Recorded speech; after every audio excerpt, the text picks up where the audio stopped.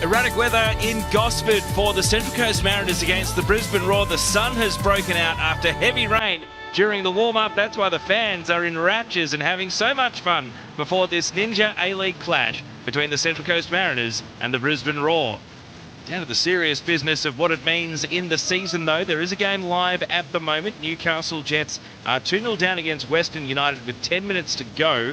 We will stay across that because it's a result that eliminates the Jets, and it takes us in some interesting directions with the finals race for a spot in the Ninja A-League top 6. So let's check in on that right now. The Central Coast Mariners start the day on 28 points. They can move to within 1 of Western United should they win today. And of course, 4th gets a home final, 5th does not in that top 6 setup. Over the page, Brisbane Roar have been bumped down to 7th by Canberra's win away in Perth last night.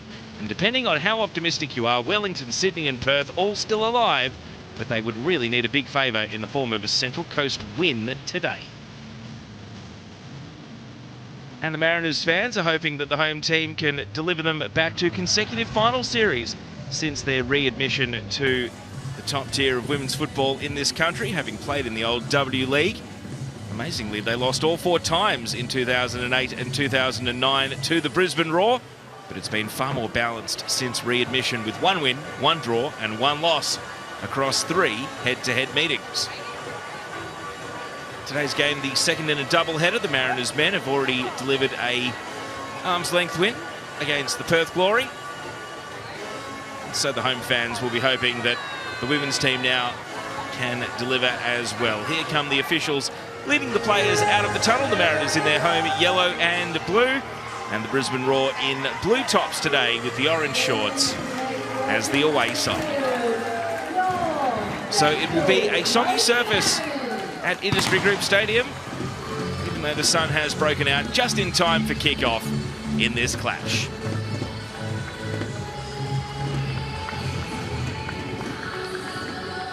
So let's take a look at how the teams line up. The Central Coast Mariners have seen fit to make no changes to the side that won away in Wellington last weekend. It means that the only goal scorer last time these teams met at Perry Park in Brisbane, the number 12, Tiana Fuller, starts among the substitutes for M. Husband's team.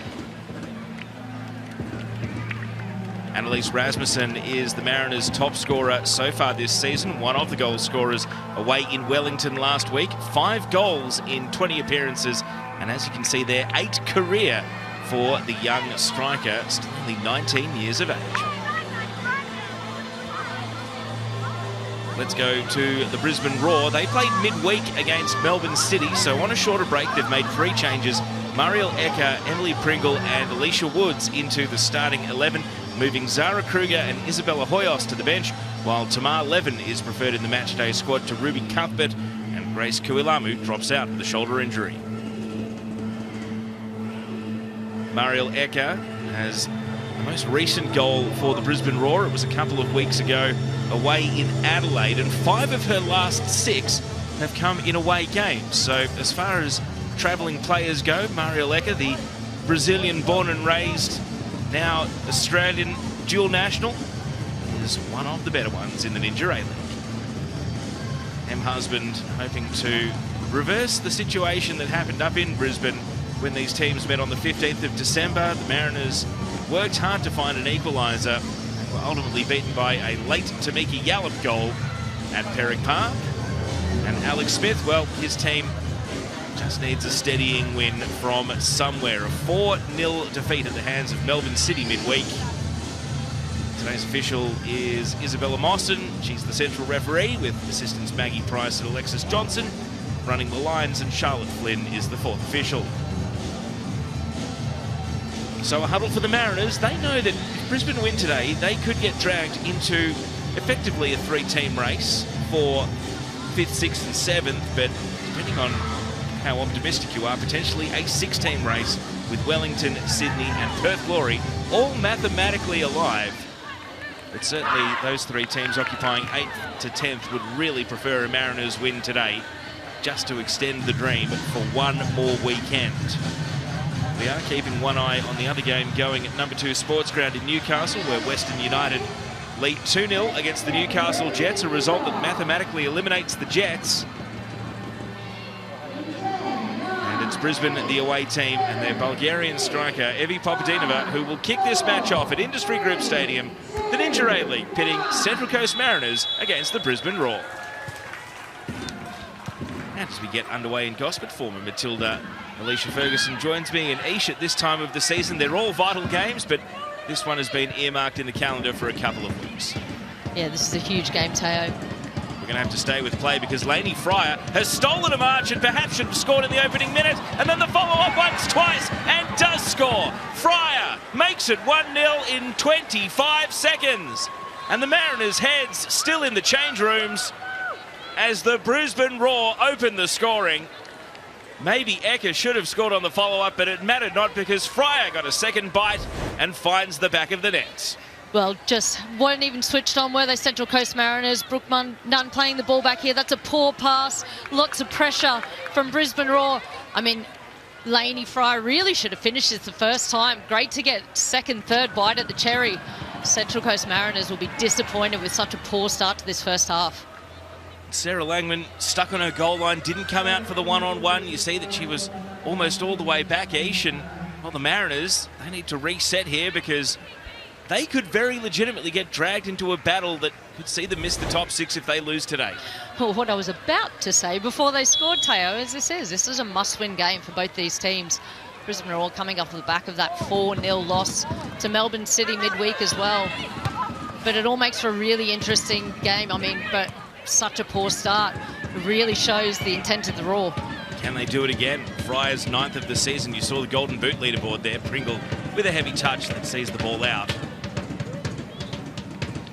Holly McNamara drawing level with M. Gilnick at the top of the Golden Boot on 12 each. We know that Fryer, when she gets a head of steam, she loves a big day out. 2 hat-tricks this season. And it already looks like a totally different Brisbane Roar to the one that was soundly beaten by Melbourne City during the week. Mariners winning possession back here. They've conceded in 21 seconds. Can they hit back within 2 minutes? Fryer now. Yallop. Matilda's duty just around the corner, of course, for her. Deborah Ann Delaharp with a cross from deep and picked up by Sarah Langman.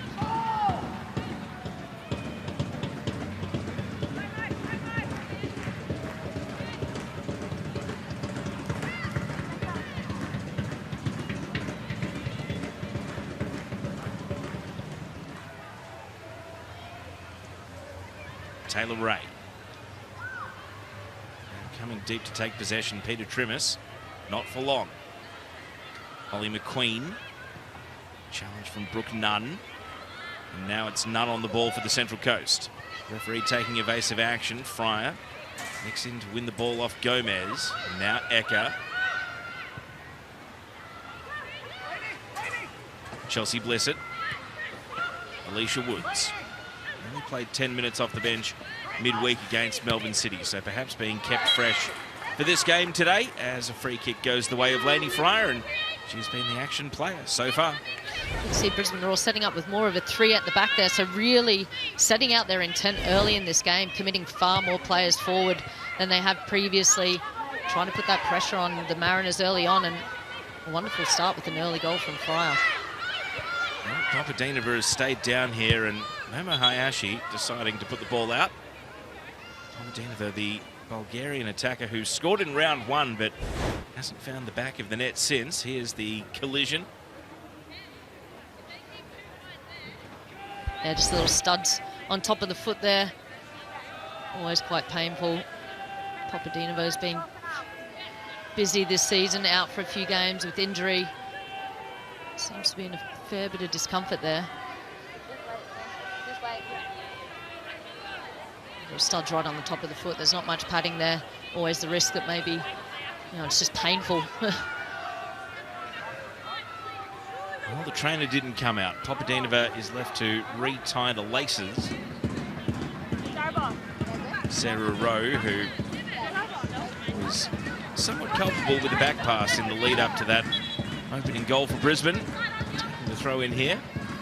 It probably always just, and it also just talks to the conditions, Teo. We've seen sunshine, we've seen rain, it just keeps blowing in. Here's Rasmussen on the end of Trimmis's pass, doubles back. and allows the Raw defence and midfield to get set behind the ball. Flipped over the top. Nunn, a series of ricochets, and Keely Richards out to hold on to the ball. Referee just checking on Brooke Nunn, who's a tough customer, not wanting play to be stopped for any further assessment.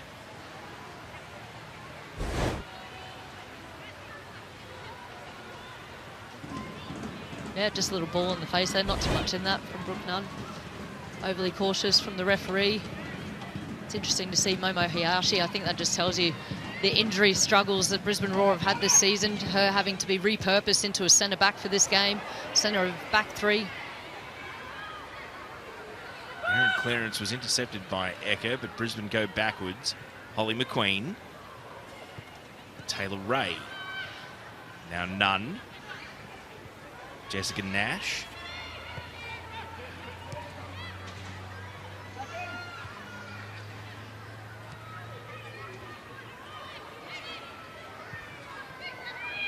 Bianca Galic, recalled to the Croatian national team for the upcoming international break. Australian born and raised, but playing for the nation of her heritage.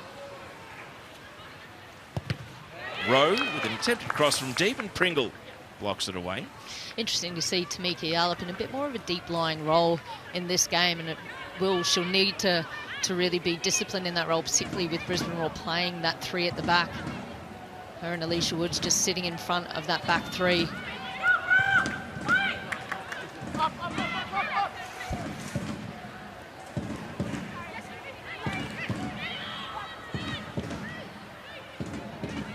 Gomez. Now Martin.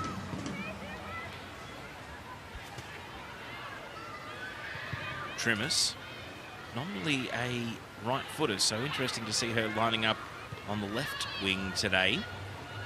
Blissett plays a back pass. Richards confidently out off the line with a clearance. Papadinova, the head down. Second ball for Lainey Fry. Her sister Sian out for the rest of the season, injured, so Fry flying the flag for the family. Papadinova to Woods. Ecker. Pringle clips the ball into the airspace of Taylor Ray. It perhaps needed a bit more oomph, but the follow-up is on. And Pringle, who does have 2 goals this season, is able to draw a save out of Sarah Langman. There was a wonderful earlier run from Tamika Yallop, who had been in a defensive position but had made the run all the way up to the other end of the field. Again, Brisbane Roar committing players forward, wanting to press high up the pitch. Pringle hasn't scored in the new year. Last goal was December 8th, but it's been restored to the starting 11 during the home stretch. You've mentioned the injury challenges, Ish, that Brisbane Roar have faced. Yeah, it makes it so difficult for that consistency of play, even just formation-wide, trying to have players drop into different positions, not their favoured positions. It does make it really difficult when you've got almost, the backbone of the team out with injury at any different point in the season. Still no Leah Varley today. Been a colossus at centre-back for the first half of the campaign as the Raw stormed up to second place when they first played Melbourne City. It was a top-of-the-table clash, but by the time they met midweek, it was first versus sixth. And at kick-off today, the Raw did finally find themselves in seventh, but a 1-0 scoreline on the live table at least pushes them up to fifth on the ladder. Here's Galic. The afternoon is young for the Central Coast. They've got a deficit to chase. None. Overhit the pass, and even though the surface has taken on plenty of water, it looks like it's playing pretty well. Yeah, it'd be good to see the Mariners try and control a bit more possession rather than trying to play those balls, that quick transition, try and settle the game down.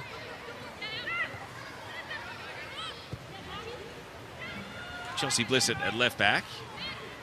Ecker presenting in midfield. Now Yallop, Pringle. Quick network of passes for the Raw. Papadinova. Now Pringle. Yallop. Great opening of the body to see the rest of the field, and now switches flanks. Deborah and Della Harp marauding forward. What's on in the middle for Della Harp, hoping for Ecker, but underhit the cross. Yeah, that was a wonderful turnout and vision from Tamika Yallop. She knew what she wanted to do, let the ball roll across her body, and then had Della Harp on that right-hand side. And you do think for Brisbane Roar, Della Harp on the right-hand side, Pringle on the left. There is space in behind, plenty of pace for them to try and pick those passes out. That was the rain just 20 minutes ago at the end of warm-ups. So the weather considerably better overhead now. The fans are making plenty of noise, perhaps appreciating that they don't have to go and hide under the awnings at Industry Group Stadium. It definitely seems like the pitch is a little bit heavier than usual. Even we spoke about with Rowe and that back pass, just underhit it. The ball definitely holding up on this surface, so both teams needing to put a bit more pace on the passes. I just wonder if the referee in an orange top there might have been in the peripheral vision of Brooke Nunn, because that pass certainly wasn't sent anywhere near a teammate. Play continues. Woods. Ball over the top and held on to by Langman. A real statement of intent, I think. Every time the Brisbane Roar get those balls in the positions in central areas, they really are looking for those diagonal balls, crossfield balls for Pringle on this left-hand side and Della Harp on the right. Full time at number 2 Sports Ground in Newcastle, and a score of 2-0 in favour of visiting Western United. We'll tell you what it means in a second, but right now Brisbane Roar have possession. Lainey Fryer back to Holly McQueen. Sidestep to evade Trimis. Now trying to send a long ball. Papadinova chasing. Taylor Ray. Happy to use Langman. Now Nash. Langman with a couple of Raw players in the penalty area. Didn't get a great deal of distance on the clearance. Lainey Fryer, this is shooting range, but she puts it high over the bar. So Western United 2, Newcastle Jets 0. Newcastle are eliminated from the finals race. And it means that as things stand with this scoreline, Perth and Sydney FC would be hoping for nothing short of a miracle. Basically, the Mariners would have to lose their final 2 games as well, and there'd have to be a double-figure goal swing. So as things stand, Brisbane are more or less eliminating Sydney and Perth as well. Bar permutation station as Della Harp blazes away. Still plenty of football to be played though, isn't there? I mean, what a revival from Sydney FC, starting at the bottom of the table, having some poor results. They're having a good run towards the end of the season. Could just scrape in, need a bit of luck on their side as well.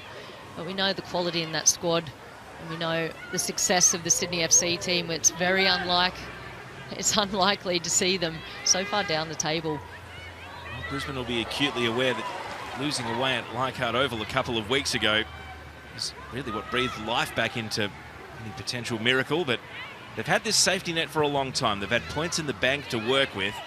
And what they always needed was just a steadying result. They've had 12.5 minutes of scoreboard control here. The Mariners trying to change all that, but Rowe's pass is easily intercepted by Woods, and now Fryer has space to dictate in midfield. Papadinova did not time the run. And when you're out of form, you're out of form. Evie Papadinova has not troubled the scorers since the 2nd of November. And this would be her 17th consecutive game without a goal if she can't find the back of the net today. Yeah, that's a frustrating offside. She could see across the line. There was so much space in behind the Mariners' defence as well. Lovely little pass in, and she's in 1-on-1v1. They're the type of things that really matter and can matter towards the end of a game. Here comes Peter Trimis moving over to the more familiar position on the right. Went for a shot. Just a bending ball onto the head of Momo Hayashi. And now Brisbane can slingshot in the other direction, but Hecker doesn't want to. Instead, preferring to consolidate in midfield. Nunn with a Nunn over the shoulder of Yallop. And the whistle does go. Really should be a yellow card there to Brooke Nunn. You saw the intent, arm up over the shoulder. Almost coat hanger to Miki Yallop, caught her in the eye as well. It was a poor challenge, wasn't it? Surprised that the referee hasn't issued a yellow card to Brooke Nunn. Alex Smith clearly arguing the point as well. It's not getting a very sympathetic audience from Maggie Price, the assistant referee, either.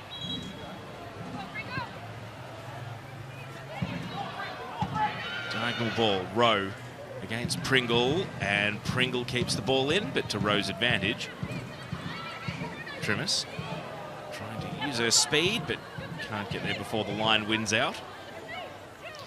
even just that pushing on from Chelsea Blissett. She's already in a back three, yet still committed to try and win that ball in front. Holly McQueen on the right-hand side of the back three for Brisbane Roar has been doing exactly the same thing. Pringle venturing into the box, blocked. Tries again against Nash, who's letting nothing through. And now has the help of Rowe. Pringle appears to have suffered a finger injury. Well, injury maybe a little strong, maybe just a blow that she can work her way through. Well, she went down in a fair bit of discomfort pretty quickly, didn't she? It was when she grabbed the shirt or the ball. Definitely wasn't the ball deflected off it, was it? Maybe as she was had made contact. The results at corner, and Momo Hayashi, great exponent at set pieces, free kicks, corners, the lot, is going to be standing over it here. Can Brisbane double their lead? Hayashi, high to the far post, and just wide, Popadinova. It still won't go for the Bulgarian. Out for a goal kick. Well, that really should have been a goal. Literally a free header. See, Momo Hayashi just dinks that into the far post. Popadinova backs off Izzy Gomez. No one on the line. A free header at the back post. Must do better in that position. Has to get the ball on target. Head it back across goal. Well, a gilt-edged chance for the Roar to take a 2-0 lead. The Mariners a bit more combative, but not creating attacks. And the midfield at the moment is largely going Brisbane's way, but an unmissable grab of the shirt there from Pringle leads to a free kick for Brooke Nutt. I think the Mariners at the moment just seem like the distances between their defence and then their forward line is quite large at the moment. Need to stay connected in that midfield area. Brooke Nutt kind of sitting just in behind in that number 10 role.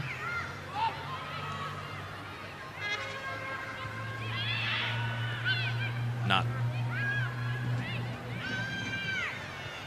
Forcing a pass forward, but you saw the teammates all look in the direction of the ball. None of them knew it was for them, and it wasn't. It was just picked off by McQueen. Popadinova. Not the time to drop her head after missing a chance. She will back up for more. It's very much the execution rather than the attitude that's been lacking. Here's Hayashi from the centre of defence, and an unretrievable pass there. Again, it's that diagonal ball, isn't it? Every single time Brisbane, while they still want to control the play, they still like to play possession-based football, but have obviously recognised maybe there is space down the wide areas and trying to use the pace of their two wide players, Della Harp and Pringle. Trimus. Rowe. Very slow-moving, drifting pass. And Blissett has to play it safe and head out for a throw-in. Alex Smith, you can hear he's got a curious hybrid accent. Born in England, spent plenty of time in America, of course played in the A-League men's in Australia, and he's done his coaching here, so borrows from all three when you hear him talk.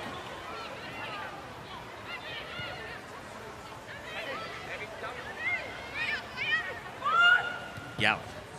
Deflected pass, it'll be a Brisbane throw. Popadinova just went down in back play there, just grasping that left foot of hers as well. I wonder if she's still in a bit of discomfort, a bit of pain from that earlier challenge where she got stood on. Well, when you fight up and the adrenaline's pumping, Ish, tell us about what happens as it wears off and you start to realise just what might have happened to you. Yeah, well, it doesn't hurt, does it, when you're warm and the adrenaline's pumping? It was early on in the half. And again, something like that, the top of your foot, there's just no padding on top of there. You know, there's always that risk that if your stud's on the top of your foot, there's a lot of fine bones. Not to wish anything, but, you know, there's always the risk of fracture as well. But just out now, it just hurts. It hurts a lot.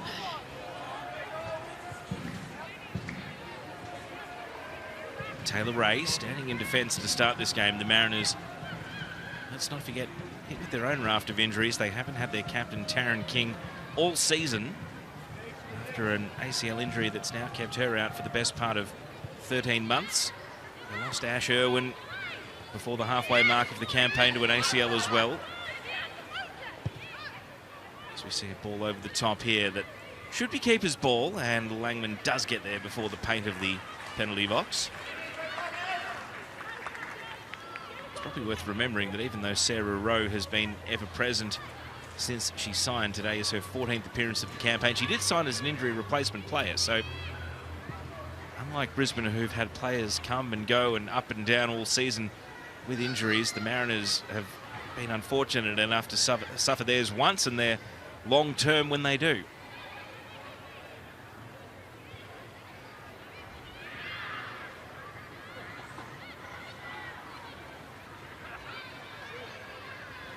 Ecker. And now Woods. Just had the pocket picked by Nunn. Got a toe in, spilled the ball, and now can move on to Gomez, who's still yet to imprint herself on the contest. Izzy Gomez brought a month of really strong form into this game, but we're yet to see that manifest through 20 minutes of this game. Yeah, lovely touch again, always trying to play forward. Tamiki Yallop, I think, has been really good in this first opening 20 minutes. She's still sitting in a bit more of a deeper lying midfielder role, but is making runs above the ball, past the ball. Not for the first time today, we see a Mariners player really just play a blind pass back to the Brisbane defence. It suggests that Brisbane have set their midfield up pretty well. Yeah, they're almost like a 3-4-2-1 formation. So, again, committing those players forward, and sometimes it looks to me as well that they've got more players around the ball. So again, those distances between the teammates, they're a lot closer, the Brisbane Roar players, compared to the Mariners players. And I think that's something that Emily Husband, if they don't fix it in the second half of this first period of time, that she'll be talking with them at half-time. An aggressive press here, Papadinova taking on Ray. And the covering Mariners defenders just had enough speed to avoid being exploited there. Woods. Back pass, Gomez nicked in, really good by Gomez, and now busting a lung, getting forward, Trimmis waiting, Gomez goes herself and scores! Izzy Gomez brings the Mariners level! What a solo goal, winning possession and finishing the work after sprinting half the pitch. What a wonderful effort from Izzy Gomez. She really is instrumental in this Mariners team. Winning that ball, midfield, ball's bouncing around, ball given away, reads it really well. Momo Hayashi had to win that ball, didn't commit to it, had to look up where Keely Richards was and tucks it into the post. A wonderful goal from Izzy Gomez to get the Mariners back in this team and hopefully shift momentum back in their favour. Well, she'd been waiting for a moment to impact on the very match, and doesn't get much better than that. Win possession and finish your own work. And look, that's the risk also for the Brisbane Roar, playing three at the back, but Izzy Gomez just wanted it more. She read the play, the ball was bouncing around, Woods was playing it back towards Hayashi, didn't commit to clearing the ball, and she had the composure to just have a look up where Keely Richards came out off her line, maybe got a little touch and tucked it into the bottom corner. That's 5 goals in 10 games this season for Gomez. Most strikers in the league would be envious of that sort of strike rate. Gomez is doing it from central midfield. And now, about a quarter of the way through this afternoon's action, scores level, and a draw is perhaps the purgatory result for both these two teams and all the neutrals with a vested interest in this contest and how it affects the ladder watching on. Well, it's exactly what the Mariners needed as well. You can almost see immediately how different their energy levels are. Stepping up towards the ball, they started the game quite slowly, conceded really early on, couldn't quite get too many passages of play, passes strung together. But that has definitely changed the momentum. And now the big question is, this is a wonderful opportunity. Momo Hayashi, we've seen her bang them in, top bins from this area. One of the great technicians of the A-League Women's. So at this distance, Sarah Langman wants 3 in the wall. Momo Hayashi knows how to get the double swing, the ball seemingly veering to the left and then bends back towards a right-hand direction. So that's what's going to keep Langman guessing. So if anything, Hayashi's target is the top right corner, even from this sort of distance, if she can strike it clean. That is what Momo Hayashi is lining up. And ultimately no real shape on that ball as it just drifted over the crossbar.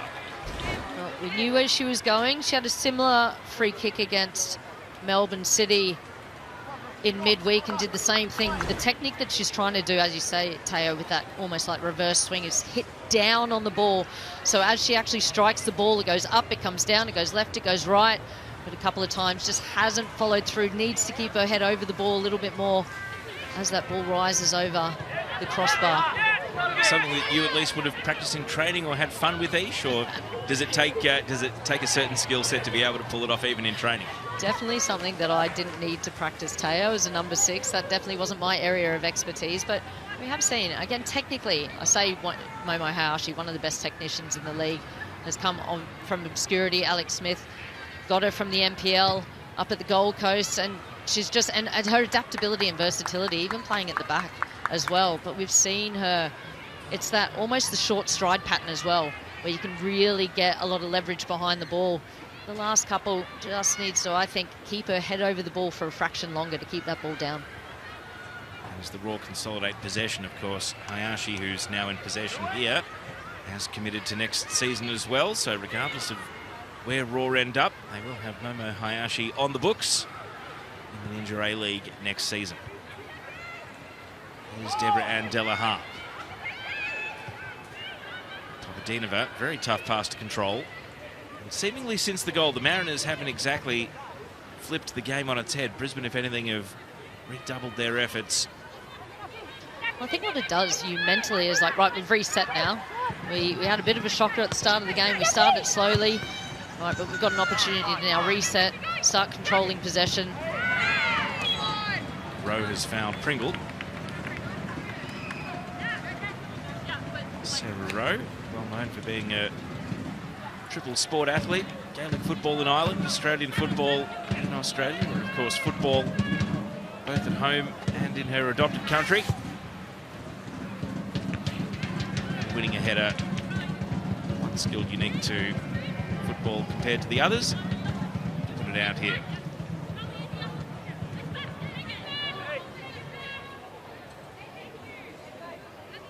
She's got her hands full with Pringle on this left-hand side, though, so far. The Mariners right back. So Pringle's having to backtrack here. Blissett, Yallop, loses none. Has Fryer helping out. Now Woods, a driving diagonal ball that's just a little skinny. And thus, the keeper can retrieve. Sarah Langman brought up the milestone of game 100 last weekend in the Ninja A-League. And 29-year-old now, game 101. Of course, Adelaide, Western Sydney, Perth, and now the Mariners. None. Rasmussen, the centre forward, coming back to help out the midfield. She was demanding that ball square in the inside. Hasn't had enough touches on the ball, wants to get involved. Galich. The shirt grab was unignorable. Taken quickly by Bianca Galich. Now Nunn. Pennock just a little flat-footed, but is going to build up ahead of steam, chasing the ball out to the left side. Pennock tried to cut it back for Galich, gets a second bite. Gomez, the Mariners' goal scorer. Hayashi jumped the pass and now looks to launch a counter-attack. Yallop can break into space here. Oh, Fryer was making a run and then just pumped the brakes at the wrong time. Well, she was trying to stay on side Lainey Fryer. Tamiki Yallop, just as she got her head back down. It was well read by Momo Hayashi. Nice little ball on the inside to Tamiki Yallop. No, they're trying to play that. There was a little bit of contact. Lainey Fryer. But really, I think I would much prefer her to actually arc her run further around wider, rather than making those diagonal runs in towards the centre of the pitch. There's so much space in those wide areas. The last 3 or 4 passes from the Brisbane Roar players just haven't hit the mark.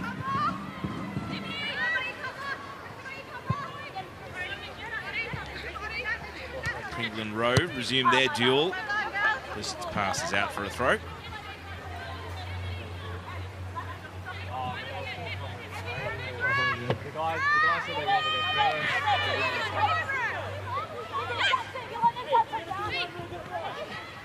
Galich presented for the ball, but Fryer takes it away. Papadinova, a lone hand out on the left, and then gives possession away to Nunn. Brooke Nunn. Rasmussen tried the wall pass. It was all Raw. Nunn, Yallop, now Pringle. Hayashi. traffic here, and shows her two-footedness with that pass, but too difficult to control for Papadinova.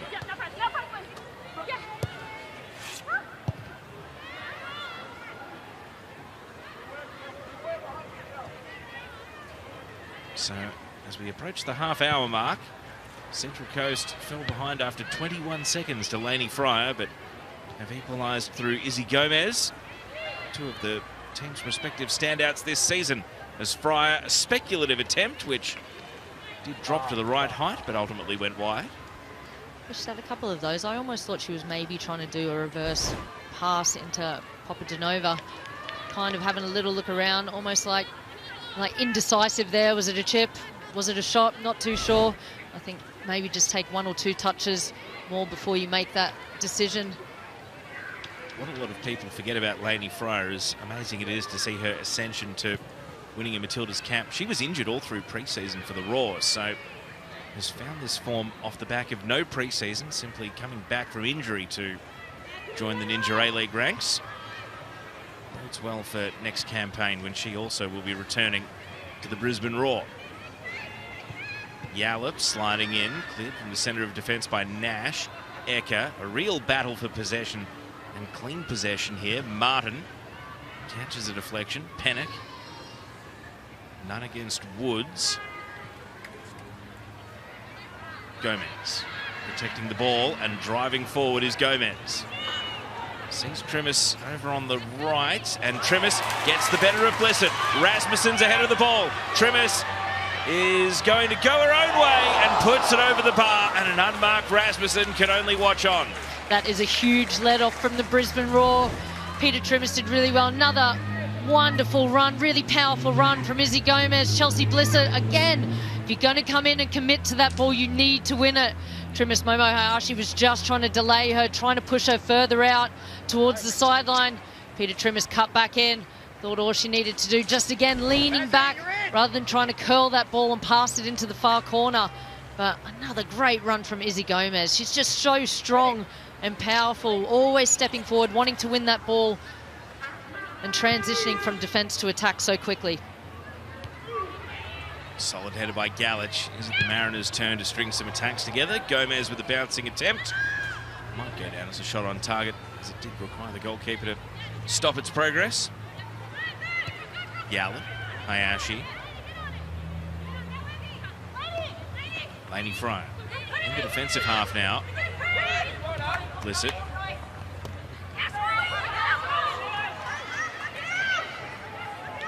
Mariners get the throw to some protests. Rasmussen back to Rowe. Just on Trimis, only the one goal this season, but only 18 years of age as well. So she had 3 goals in her breakout campaign last season. She's followed it up with 1, but not everything is linear in your development, is it, Ish? And sometimes there are ebbs and flows like that, especially for young players. I mean, there are plenty of good players out there that haven't even made their Ninja A-League debut that would be older than Peter Trimis. Yeah, I think that's probably one of the biggest components of being a younger player, is that level of consistency, understanding how to get yourself to a high level of consistency rather than having great games and not so great games. I think most young players do struggle with that, and that's just learning about yourself, learning about how you approach the game mentally.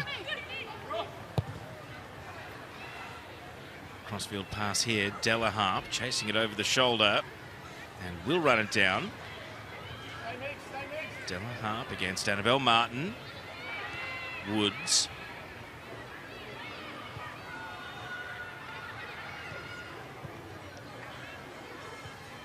Eka. And now Woods lifts in across. Papadinova tried to improvise a volley. And even though there was contact made, it rolls out for a goal kick. Yeah, just a bit of a hit and hope ball in there from Woods. Papadinova always getting close to players, making that contact, wrestling her way through. But would have been a really difficult one to get any proper purchase on it for a decent strike on goal.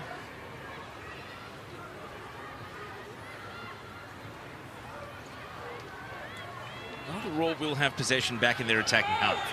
Woods. Quick pass this time. Rowe, mindful of the surroundings, leaves it with Langman to clear. Yallop's header. An exchange of headers, but it breaks unkindly for Brisbane. Trimmers. Pass to try and release Rasmussen. Rasmussen get past Hayashi. Well, not without a deflection. And a deflection that has sent it out for a goal kick.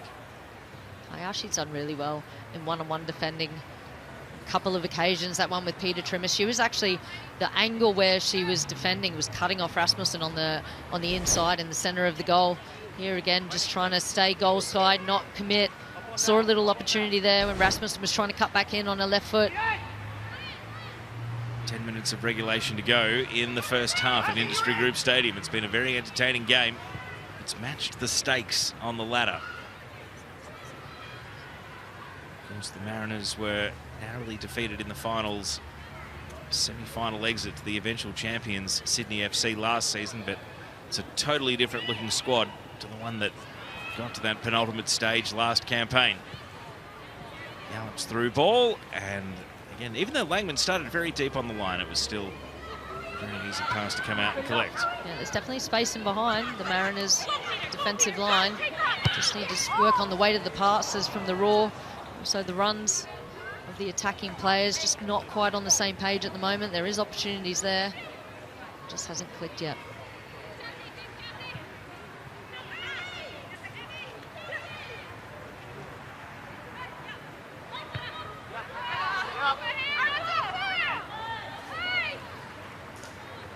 Lots of shouting about who's got the throw, but the Mariners get the nod. Nash. Ray.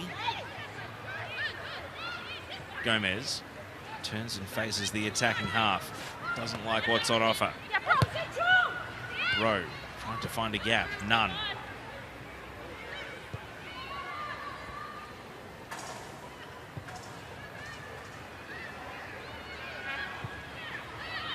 Now a few gaps being opened by a couple of Raw players committing up the pitch.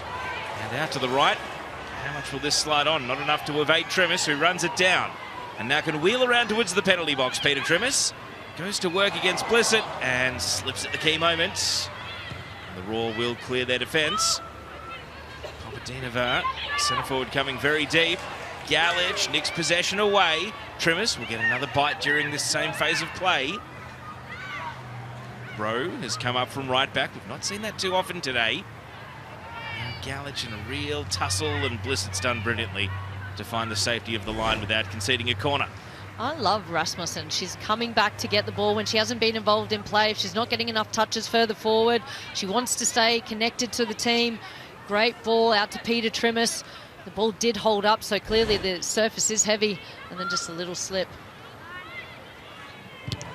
Real battle for possession. It's going to break kindly. Martin's never scored an Inter-A League goal. And the clock ticks over to game number 87 today for Annabelle Martin, with that breakthrough goal still evading her. Yep, knew exactly what she was going to do. Not a great clearance there. Got the ball out of her feet, but again, I just keep the head over the ball, try and strike through the ball as if you're going to continue to run as well. Just leaning back at the last moment. It's not like she's totally allergic to scoring either. Martin plays midfield in NPL. Quite a semi-regular goal scorer, even from set pieces as well. It just hasn't broken right for her in the Ninja A-League as yet. And right now, defending is the priority. Papadinova outpaced by Ray, who gets back, and the fans show their appreciation for the defensive cover. There was a better ball in behind, but Papadinova just didn't have that pace on Taylor Ray. Nash has got to be careful, just getting caught in possession like that. Was able to cool it down, go back and use the goalkeeper. And it was shades of how the Mariners lost late against the Western Sydney Wanderers about 5 weeks ago. McQueen, long ball, too long. We've come to know Taylor Ray as a central midfielder, but she's had to deputise as a centre-back for quite a bit of the season now. Yeah, she looks really comfortable in that role, I think. Not only is she a ball player, because she is more of the central midfield player, but also she's got the pace for those recovering runs. They do play a high line. There is space in behind. So on the previous play where she outran Papadinova. And that's great. Great to have that adaptability. Great to be able to play in 1 or 2 different positions. Makes it a lot easier for Emily Husband to tinker with the starting 11, to tinker with the formation. It's the Mariners trying to clear their defence. Here's their recent form line. Not too many W's in there. Again, a reason that the door to the finals has been left ajar for so many teams. Blissett clattered Tremis, and you heard the grunts and the groans right near the effects microphone of both players, and it's a yellow card out of the pocket. First booking of the game goes to Chelsea Blissett of the Raw. Well, I think it's the right decision for the yellow card. I think Chelsea Blissett, every single time, she is trying to really push on. She is the left side of that back three for the Brisbane Roar, so she's trying to affect the play, stay nice and tight. Just misjudged it on that occasion and picked up a yellow card for her trouble. So Blissett will have to watch her step. Tremis has bounced back up without any need for treatment. And I think the call is 2 balls on the pitch, so one of them's booted away. And play can restart inside the last 5 minutes of regulation now, at the end of the first half. Pennock still really struggling to get into the game, the English woman so far. Hayashi.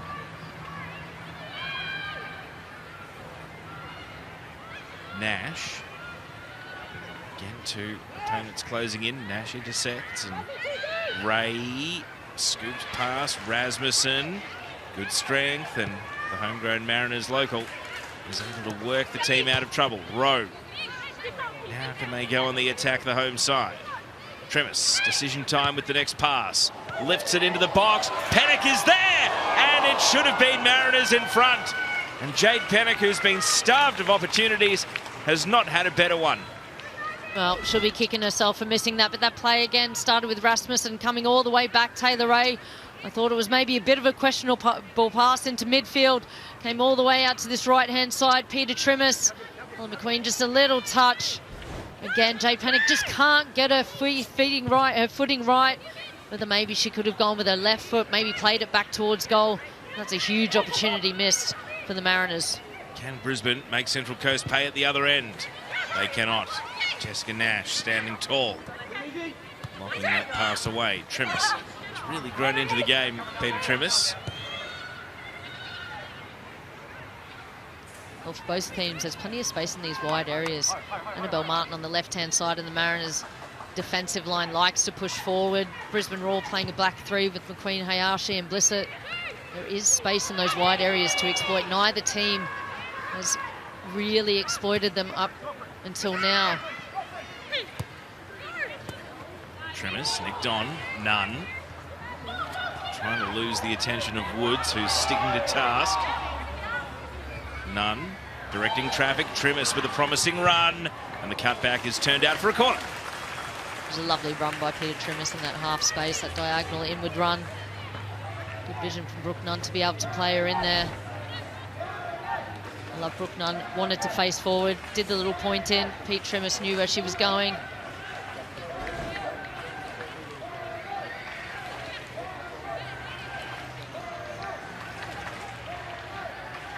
So 2 minutes of regulation to go in the half. Mariners have been chasing this game ever since falling behind early. Let's see what their first corner brings. Well, an easy defensive header. Players stay forward. The Raw defence are not pushing up because they know Taylor Ray is going to swing in a second-time ball, and Hayashi gets a header away. Nash volleys to herself. Gallich. Woods. Now the Raw defence can push up, even though Mariners have possession.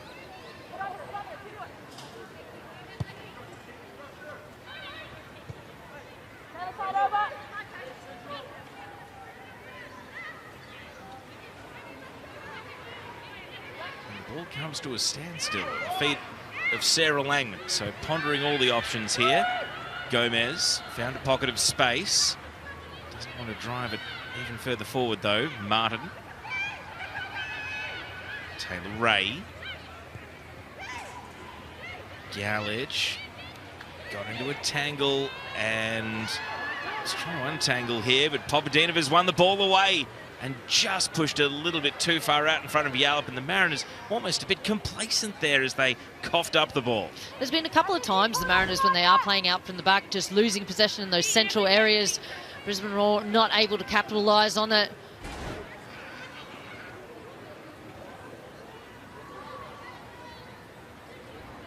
Explain this to me. Why are the Mariners stopping everything to a standstill? Are they fatiguing? Are they aware that their concentration is fraying at the end of the half? Oh, I think it's just getting to half-time, Teo. I think after what was a pretty disappointing start, conceding that goal so early on, and then not being able to keep too much possession, not being in the game, Brisbane Roar were definitely the better of the team. They got that chance with the equaliser. They've got 2 more minutes to negate here. Maybe they can do something with them. Stoppage time at the end of the first half. Trimis in space. Nunn runs wide. Trimis wants to go into the middle. A deflected looping cross. Hayashi read it well. Ecker leaves the ball with Fryer. And, well, Woods perhaps realised late the pass was intended for her. And Hayashi sets Blissett a task, and Blissett responds. Now Chelsea Blissett taking the game on. She's wiped out Leighton Brooke. Nunn will be doing well to avoid a card here because she's committed a few fouls in this half. Isabella Mawson goes for words rather than the pocket. Must admit, I think I'm surprised by that. Brooke Nunn had pretty much slid in about 2 yards before she made contact with Chelsea Blissett. She got away with not getting a yellow card with that foul on Tamiki Yallop earlier in the half. I think she's been very fortunate not to have a first yellow card and then a second one for that challenge. Of course, it's always compounded when it's a player from the opposition that is on a booking that you go and clatter. We're into the last minute of 2 additional at the end of the first 45. Gomez, no progress with that pass. Papadinova, Fryer. Can Brisbane Roar end the half the way they started with a goal? Woods. Roar have committed numbers forward here. Della Harp, all about picking out someone in the box. Martin did not allow that to happen.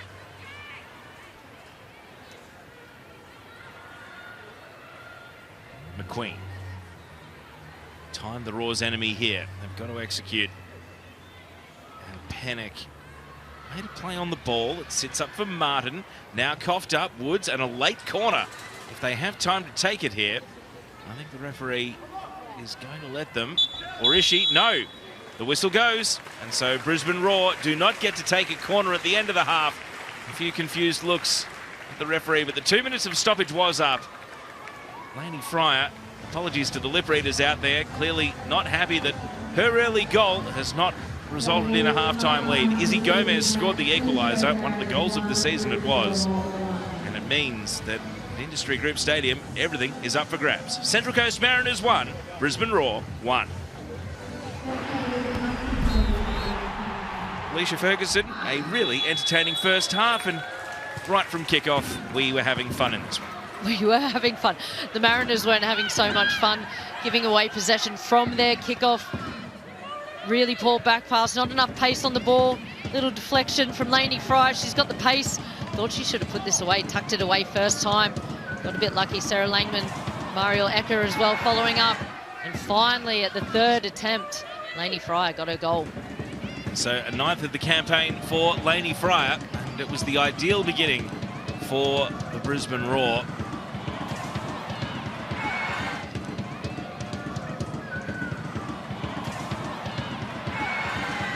So that was 1-0 in the very first minute of the game.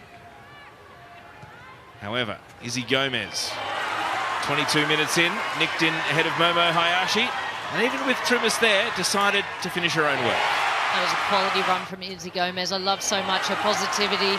Head up, nice big touch out in front of her. Had a look. Keely Richards coming out. Still had a bit of pressure on from Tamiki Yallop coming from behind, but had the composure just to tuck that way into the near post. So that was 1-1. 5 goals in 10 games. Here are the match stats. Pretty even in the end. Did the underlying numbers have anything jump out at you here to tell the story of the game? Well, no, I think that first half, the momentum was with the Brisbane Roar getting that early goal, but Central Coast Mariners, as soon as Izzy Gomez had scored the equaliser, really started picking up the intensity of their attack and had a lot more intent going forward. So much to come. Half-time, Mariners 1, Roar 1.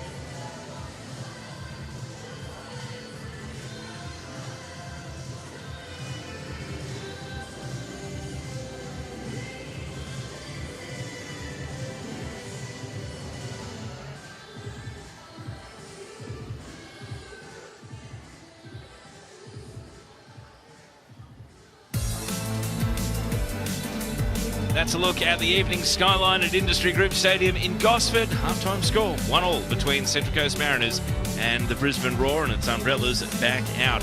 This game's crucial, and it's been a weekend of vital games. A little bit further up the ladder at Amy Park yesterday, Melbourne Victory took on Adelaide United. Let's check out the best of the action.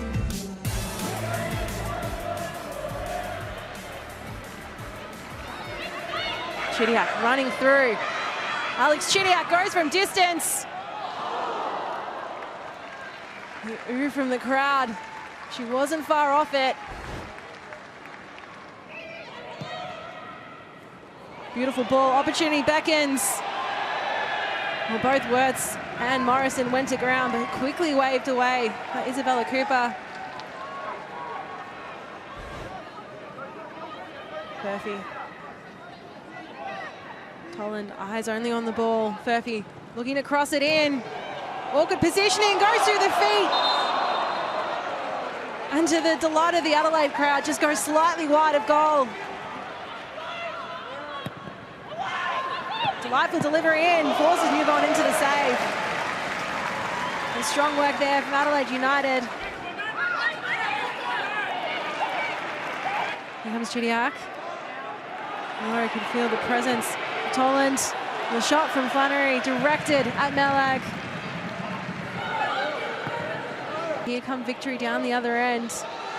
Young plays it off of Flannery. Shouts for shooting. Flannery, as she hits the back of the net, she breaks the deadlock for Melbourne Victory. Well, it's been a long time coming. And Victory are now in the hot seat. Well, they've had the lion's share of the shots in this game, and now they're able to put one in the back of the net. Holmes. Plenty of shouts for handball.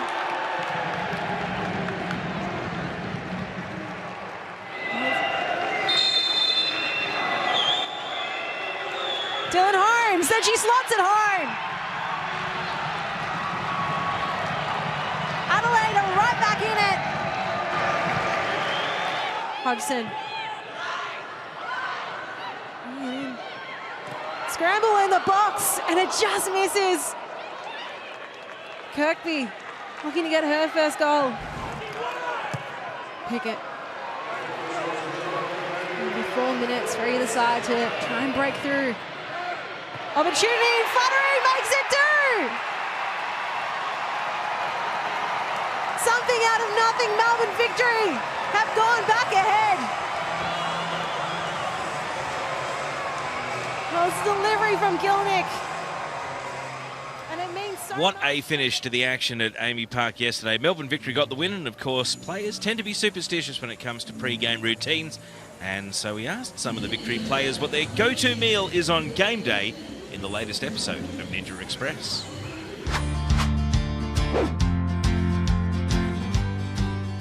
I always have leftover pasta as my pre-game meal, so it's a bit boring, but we like to keep it the same, a little bit of a superstition. Carby pasta, that's always nice. Pre-game, during the day, probably a bowl of porridge or maybe some toast with some peanut butter, honey and banana. So most recently my pre-game snack has been banana bread. Love a coffee, love a banana bread, and I feel like I can eat that any time of the day, so yeah, banana bread. Even though I hate bananas, how weird is that?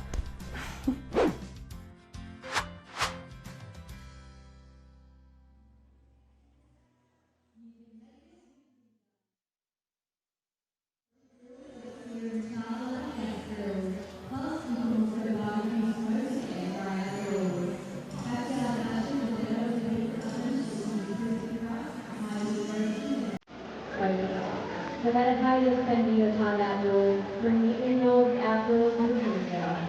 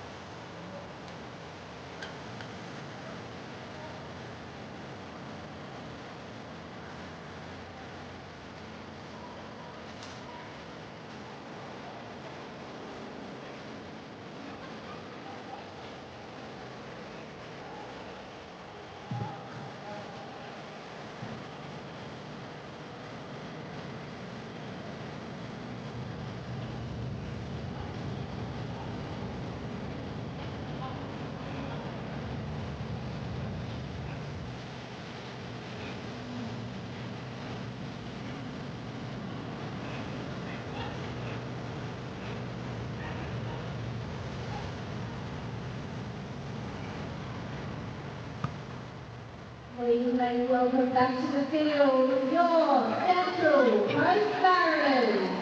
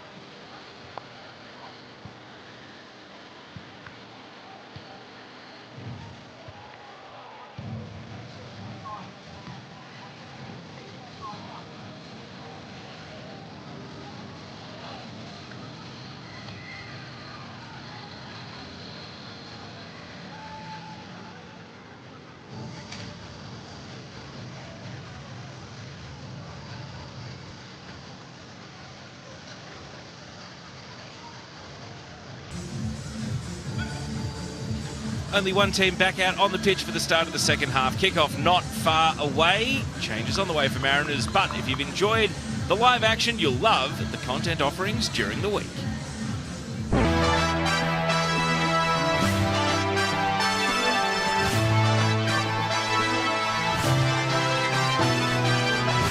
Hello and welcome to the Isuzu Ute A-League download episode. I don't know what it is. Let's keep the tension. No, definitely not. Hello and welcome to Dub Zone. I'm Amy Duggan. She's the best and most exciting player going around. And the supporting class of Melbourne City has been outstanding. Hello and welcome to another episode of Total A-Leagues. I'm Vince Regari. That's still Tommy Orr. It usually is. And there's usually a lot happening in the A-League men. Welcome to the warm-up. Daniel Georgievski's with me. Whooshka through the nutmeg himself. Welcome to the Tactician. I'm Daniel McBreen. Watch his head here. He has a little look there. Who's in the middle? Who's coming for me? I've got time to cross that ball and a good finish.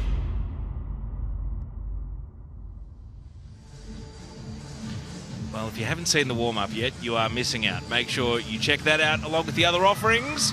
We have 45 minutes of live action coming up, though. And you might see a bit more of Izzy Gomez, because what a first half we saw from this Mariners player. Former Matilda Alicia Ferguson is here, and took about 20 minutes for Gomez to get going, and then she really exploded into the match. Yeah, she's one of my favourite players in the league. What I love about Izzy Gomez is every time she picks the ball up in midfield, she wants to face forward, she wants to take the ball forward. She's had a couple of driving runs, got the better of Momo Hayashi for her goal. Nice big touch out in front of her, kept the ball just out of distance from Keely Richards, under pressure from Tamiki Alep, and a wonderful finish. Gomez is only 22 years old, playing her 58th game today. Double change for the Mariners, and they're bringing on a bit of midfield energy here. The young 17-year-old Blake Hughes, and also teenage 19-year-old Tess Quilligan. And interesting, it's for Sarah Rowe and Brooke Nunn. So there's the 17-year-old Hughes, an American. She's impressed a lot of people with her breakout into the Ninja A-League this season as the second half kicks off. But the bad news for a lot of fans of the Matildas is that she's not going to be eligible for quite a while yet, because she's moved to Australia with obviously American parents, an American citizen herself. And she, even though the tyres have been kicked, I've been reliably informed, she's not eligible for any of our Australian youth teams anytime soon. Well, we'll just have to remain patient with that one. Yeah, good to see Emily Husband trying to change things up. I don't think it was one of the Mariners' best first half performances. Izzy Gomez really getting him back into the game after what was quite a slow and poor start. They just seemed a little bit disjointed. There was big distances between their defensive line and their attacking. Saw Rasmussen have to come back quite deep to pick that ball up as well. Which just tells you that maybe that connective tissue in midfield was missing in the first half. Brisbane Roar with an unchanged 11 that started the game.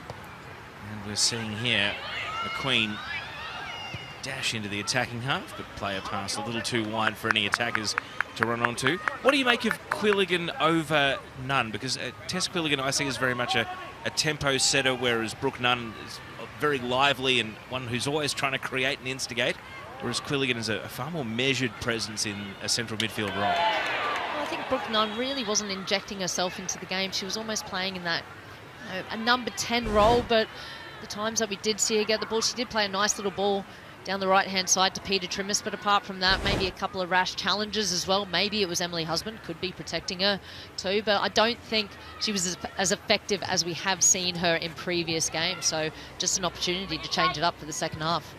Mariners go backwards and sideways from that free kick won by Hughes. Now the ball falls into midfield. Quilligan's going to be late to the party though. Woods protects it for Yallop. Contact from Pennock. And Pennock seemingly committing a foul and receiving a yellow card. So, and it's half time for the referees as well. Maybe Isabella Mawson and the officiating crew had a talk about maybe being a little bit lenient in the first half, and maybe that sets the tone for the second. I think the officiating across the whole season has been quite lenient, which I really like. I like that they want to continue the flow of the game. Teo, we were talking about Jade Pennock at a half-time, really just not being as effective in that wider position. I mean, I would prefer to see her in a more central position. I don't think she necessarily has the pace to really affect the play in those wide positions. She's a quality player. We know she's got great pedigree, but just needs to inject herself and get involved more in this match. Ecker trying to give Taylor Ray the slip. Now Pennock on the ball. Martin.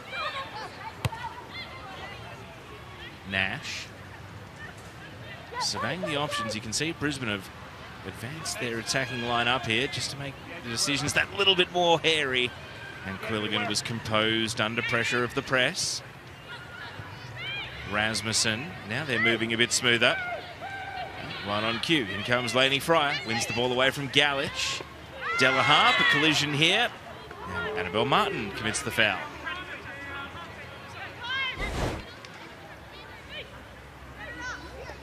Annabelle Martin, just a little nudge in the back of Della Harp as she was striding forward.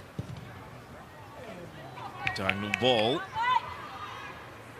It's going to bounce away from Pringle, who retrieves it now. And Pringle knocked away by Hughes. Not taking a backward step, the young defender. Blissett running out of space. The thing about Blake Hughes, 17 years old, but very match hardened, played in 48 games across under 18s and seniors. Now, most of those are as a a sub or getting subbed off in the under-18s to get you ready for the seniors, but 48 matches over last winter. It's a lot of football in the legs at a young age to almost aid and turbocharge your development. Well, the hard thing with that is, Teo, trying to stop those younger players wanting to play. That's what you do. You've got that energy to burn as a youngster. You want to get the minutes in. You want to keep playing. You want to stand out so you are up for selection as well. Got some backtracking to do here, though. Fryer, Pringle, and wide in the end. Shout of Pringle comes from the bench, but no other instruction to go with it. She had plenty of space. This ball just bobbled up just at the point of contact for Emily Pringle. Nice seeing her glide on the inside onto that right foot.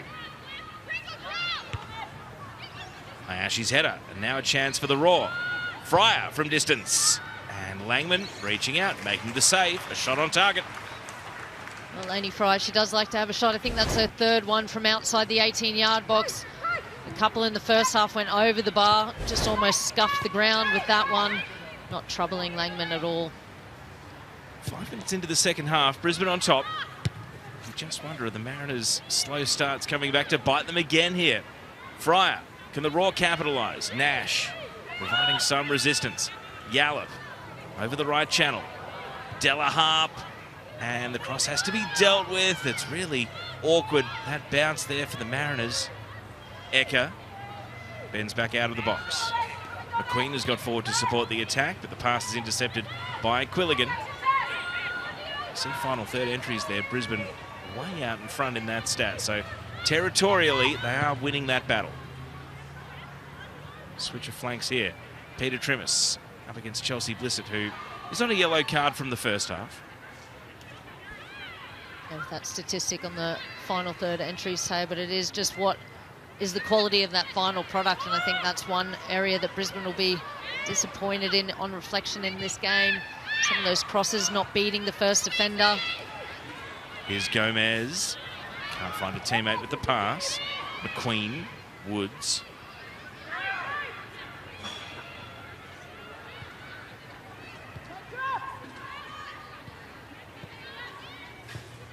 Yallop. Pringle and Yallop, the 1-2, and the ball to no one in particular.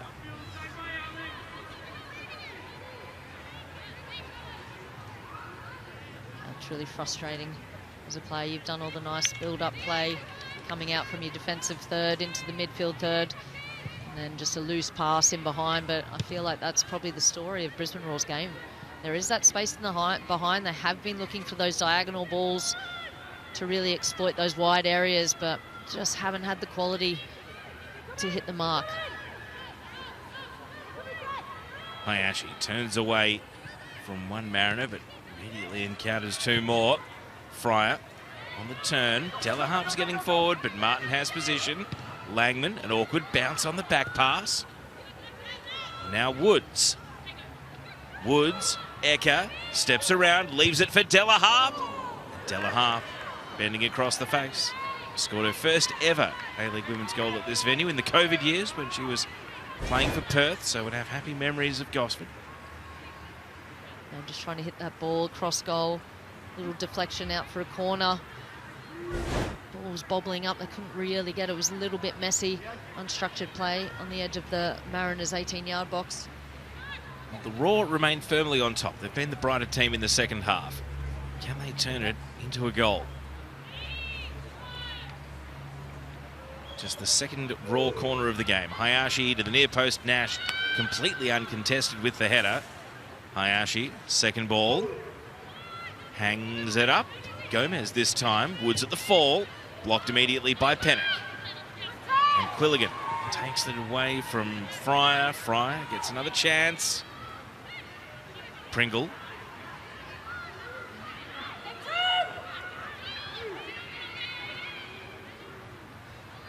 Fryer, the body language tells a story. No options. McQueen, more in hope than expectation. And the Mariners have possession back. Quilligan. Ref herself, and the ref didn't agree. Papadinova with a shot. Now Quilligan comes in, sliced away. Still needs to be won. Martin first to react. Pennock. Annabelle Martin. Just goes for distance. It's going to roll into midfield. Yallop. Sitting very deep is Yallop with Raw on the attack. Ecker and the through ball, and Nash trusting the goalkeeper. Langman came in. Yeah, we haven't seen Tamiki Yallop. Well, we've seen her in so many different positions throughout the season for the Brisbane Roar. She really does have that adaptability. Today's taking a bit more of a deep lying position. Shots on goal for Brisbane, 14, but I reckon probably about 10 of those, at least, Teo, have been from outside the box. I just feel like if you're going for the percentage play, that's probably not it. Haven't really got too many on target. 5 on target from 14 shots. We've seen them go over, out, sideways. Langman not really been tested in the Mariners' goal. Mariners just trying to bring some territorial balance back to the game, though. It's all been taking place down in Raw's attacking half, and it means you're only ever one slip or mistake away from conceding. And here goes Pringle, taking on Hughes, and nibble at the ankles from Nash. And the ball is cleared, seemingly cleared successfully for a Mariners throw. Yeah, crucial little touch in there, Pringle getting away. Nash just a little, gets a foot in at the last moment, stop that attack. Emily Pringle has so much pace, really dangerous with plenty of space in front of her. It's good defending from Nash. Well, it seems the longer the Mariners spend under pressure, the more vocal Jess Nash is getting, trying to just lift the energy of her teammates. We talked about Brooke Nunn leaving the game at half-time. She's one of those players that causes teammates to walk a little bit taller when she's out there. Maybe just the presence alone is being missed. The Mariners looking to attack. That'll be McQueen's ball first. Martin's there. McQueen clips it into a contest. Fryer trying to show her skills, and that's very nicely done. Lainey Fryer leaves 2 Mariners in her wake, and now moving forward. Ecker waiting for the pass to arrive. Back to Fryer on the right. You see the Mariners' defence in position. And now the midfield comes back to join them.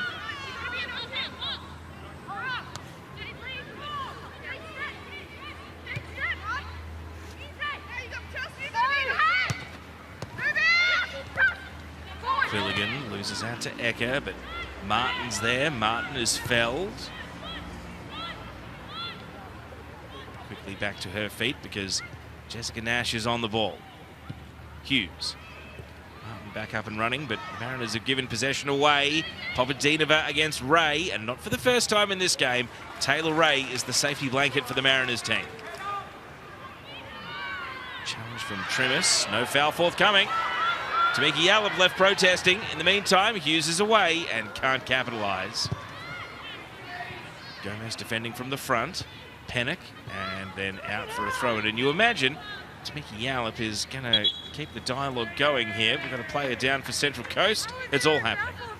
Yeah, Izzy Gomez just clutching at her left ankle. Tamiki Yallop not happy. Peter Trimis just maybe clipping her as she went past. I mean, unintentionally, looked like Peter Trimis had her eye on the ball. Should have been a foul. Tamiki Yallop not happy, talking to the referee, asking the question.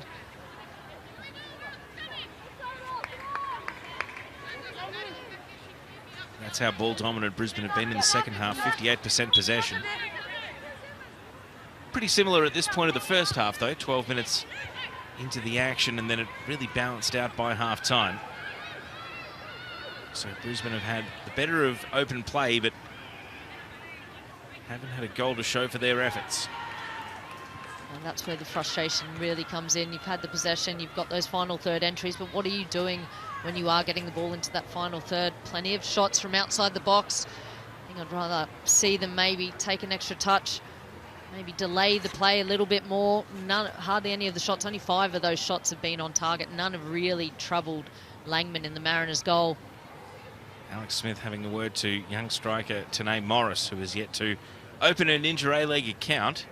And the Raw yet to turn to their bench so far. Hughes.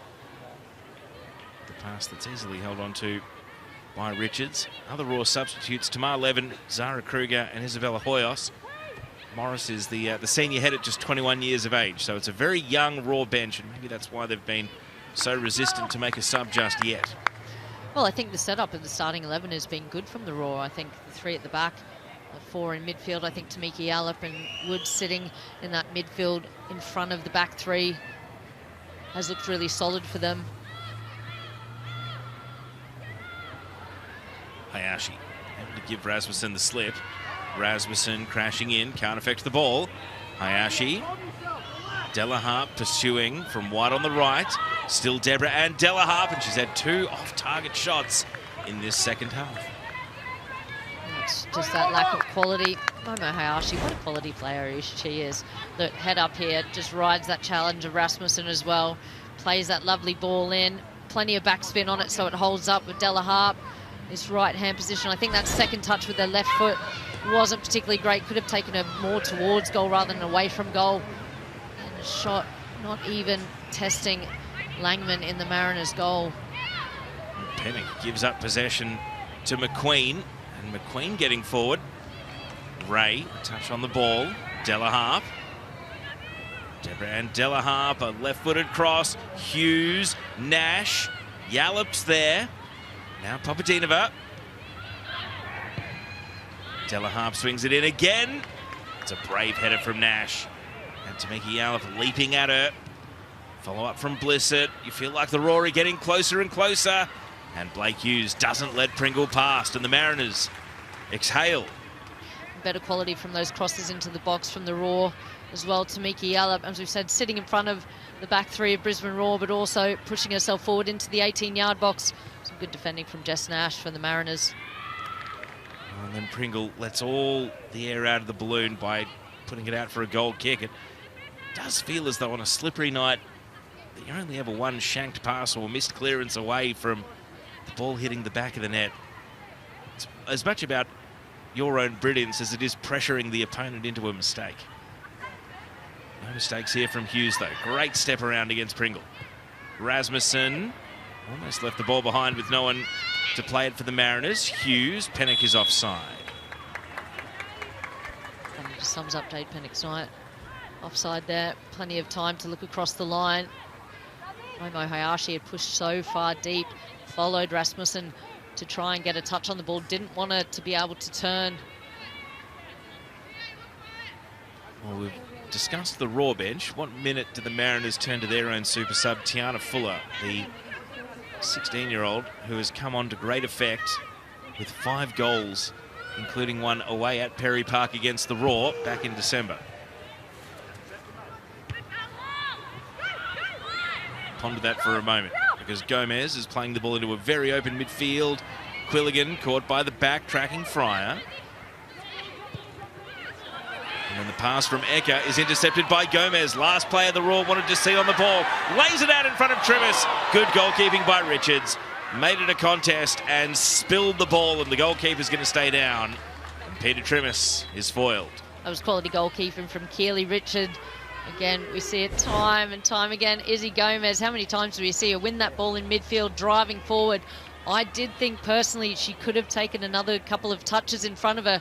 Decided to play that ball into the right-hand side, and Peter Trimis really just did get a touch on the ball for Keely Richards, but great goalkeeping, brave goalkeeping from the Raw keeper. And the question of Tiana Fuller? I'd make a change soon, to be honest, Teo. I think I'd probably bring off Jade Pennick. I'd put on Tiana Fuller. I think Rasmussen's playing really well. I think Peter Trimis is dangerous on that right-hand side. I'd say bring on the fresh legs and try and make something happen down this left-hand side. Em Husband is the gaffer that has to make that call. The other outfielder they've got is Leah Puxty, who's a young defender. And there are those 2 remaining outfielders and the backup goalkeeper, Chloe Carmichael, being put through their paces behind the goal at the left of screen. Yallop. Pringle. Woods. Blissett has played with discipline ever since getting that yellow card in the first half. Here's Pringle. Runners in the middle. Pringle hangs it up. Ecker's the target. Skimming away. Delaharp. And it is not. Third time lucky. Once wide left, once wide right, and once over the bar. Yeah, I think once you look back at this game, when you're going through the analysis, you think, okay, what are the things we could have done better? I think for Deborah Ann Delaharp, she'll be looking at that, exactly what you said, Teo. Plenty of time, the ball dropped down. There was a little bit of pressure coming from behind, but you need to get those shots on target. I think that's something that Alex Smith will be frustrated about. I think even as a player, when you're out there, you're frustrated about it. You've had 17 shots on goal and nothing to show for it. You had 1 early goal, right within 21 seconds or 23 seconds and only 5 shots on target.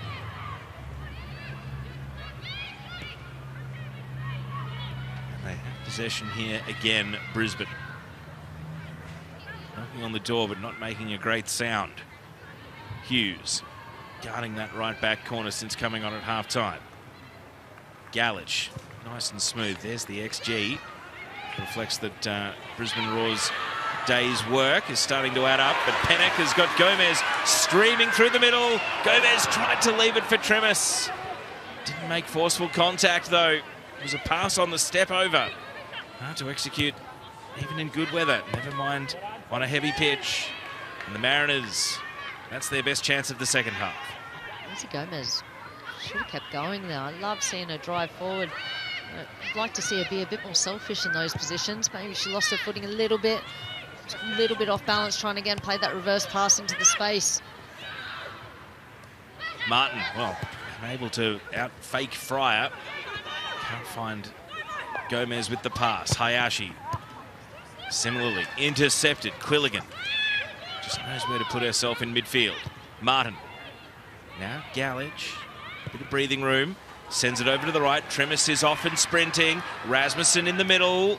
Tremis sizes up the options. Just a tumbling ball into the penalty box. It got the better of Hayashi, and Gomez may have arrived late. Put it down as a shot, but ultimately just a tumbler that wasn't going to trouble Richards. Well, she was nice and positive, attacking the ball. Wasn't a great cross in from Peter Tremis. Just held up, awkwardly bounced. Lindsay Gomez just driving onto that. Just a little bit too far in front of her. Stretching all the time. Here comes Hughes. That might leave a gap in defence here for the Mariners. You see Nash has come across to cover on the right. Now the youngster Hughes back in position. Got word that the signal's been made to Tiana Fuller to run back down to the bench, and the warm-up is over and you're coming on soon. But the Roar, they've got advantage here. They want to score in the meantime and retake the lead. Hayashi with a drifter. Annabelle Martin up for the header and can't keep it in.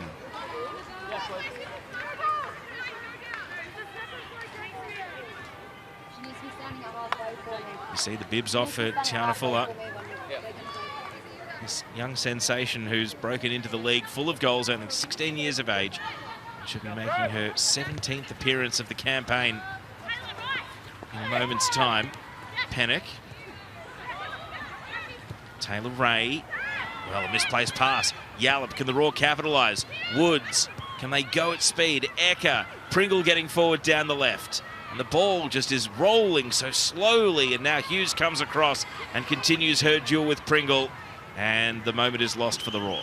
I think my biggest frustration there, Teo, was Mario Ecker playing the ball back and across rather than she actually had time and space. If she had a little scan over her right shoulder, she could have turned and gone at the Mariners' defence, but it just slowed down the whole pace of the attack.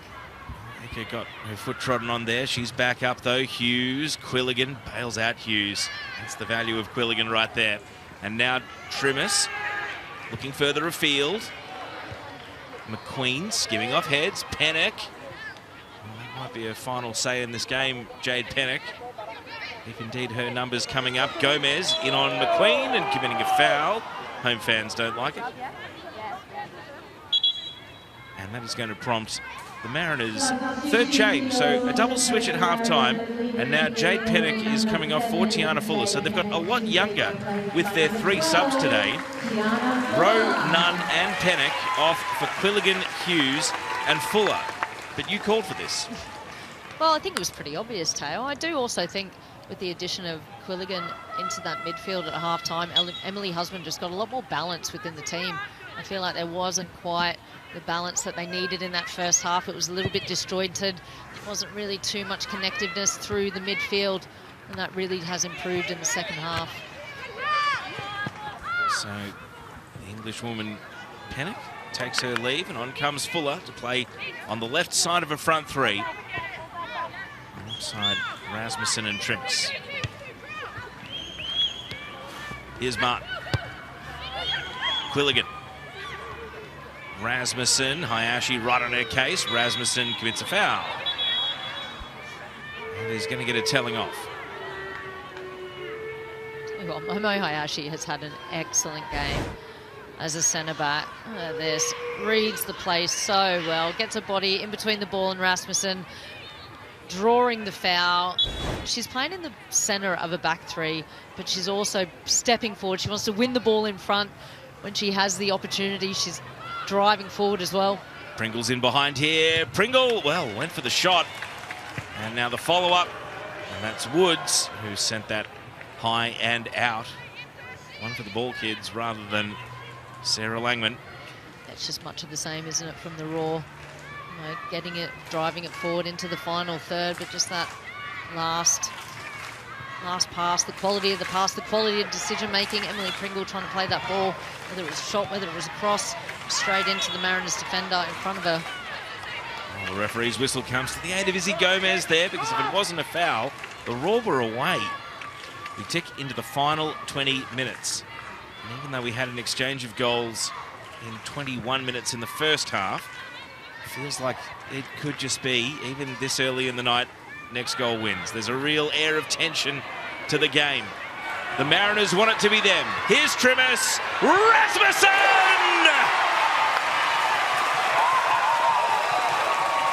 Annalise Rasmussen puts the Mariners in front, and they have turned around the deficit to lead. Their young front three has delivered. Central Coast 2, Brisbane Raw 1. Rasmussen finishing off what was poor clearing. Chelsea Blissett missing the ball.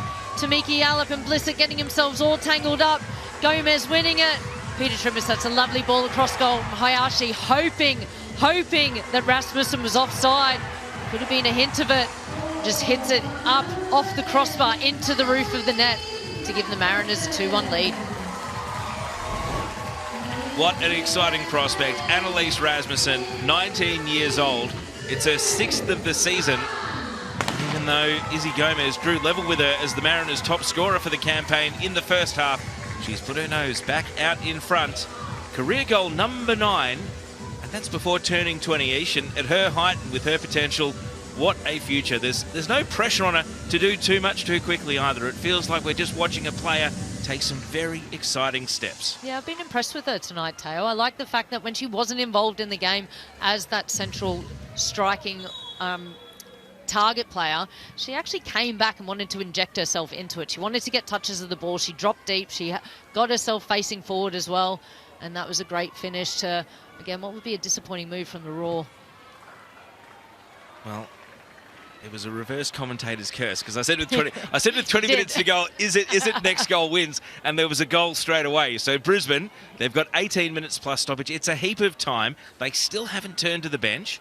Here's Pringle, and that's going to slide out for a goal kick. It didn't catch a deflection.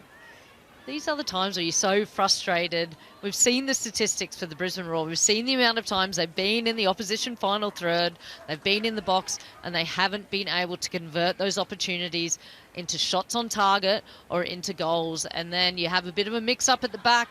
Tamiki Yallop, Chelsea Blissett getting themselves a bit of hesitation. Izzy Gomez as well. I thought Rasmussen was offside, but Holly McQueen may have been keeping her on just. Here's Woods. Quilligan. Gomez, runner's break. Trimis over on the right. Blissett comes across to cover.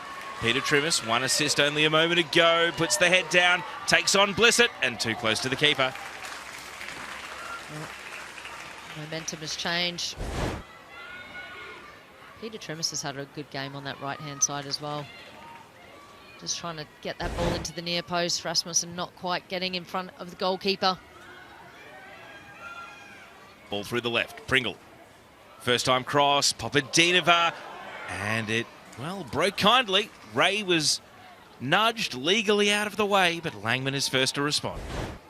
Taylor Ray, more great defending from Taylor Ray, getting in front. There was a little bit of a nudge from Popadinova.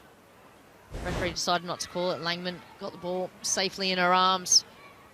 Taylor Ray's had a good night defensively, and really not, Popadinova really hasn't got the better of her, has she? Hayashi. Della Harp.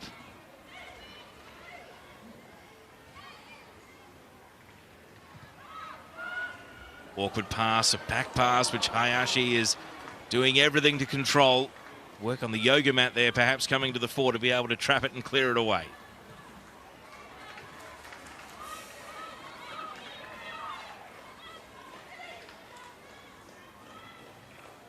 Sounds like Brisbane are finally going to act and make a change. Tanae Morris still yet to score in the Ninja A-League, though, the youngster. Would be a vital goal. Even a draw for Brisbane tonight would be such a valuable point.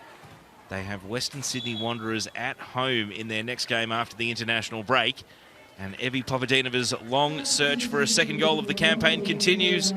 She exits, and Tanae Morris will come on for appearance number 8 of the season. The 21-year-old looking for her breakthrough Ninja A-League goal. Yeah, pretty quiet night from Popadinova. Probably not going to be overly pleased with her input into this match. We'll talk about the loss and the injuries with the Brisbane Roar. Grace Kualamo, huge loss for the Roar. Such a strong attacking force for them with her pace, with her composure in front of goal.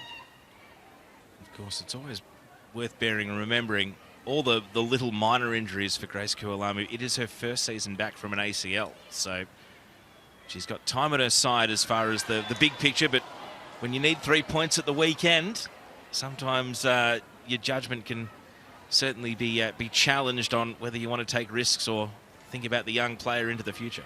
Yeah, and I think it is. It's about the long-term future for Grace Kualamo. She's a fantastic prospect, showed her quality, showed her talent, and it is just about protecting her, particularly coming back from such a major injury like an ACL. Here's Blissett's free kick. Morris, flick header on. Ray clears from the top of the defensive penalty area. Hayashi is calling the keeper up, and Richards answers that call. Morris again, flick header on, but it was coming back from an offside position, and that is a frustration for the Roar.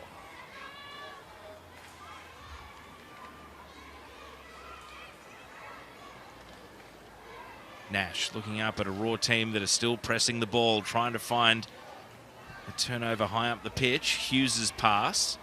Hayashi is just everywhere at the moment. How Brisbane must wish they had one in defence and one in midfield. Yeah, it'd be good, wouldn't it? But she has done a wonderful job tonight in the centre of that back three. She's just a quality player, reads the game so well, technically so proficient. Just probably missing her a little bit further up the pitch.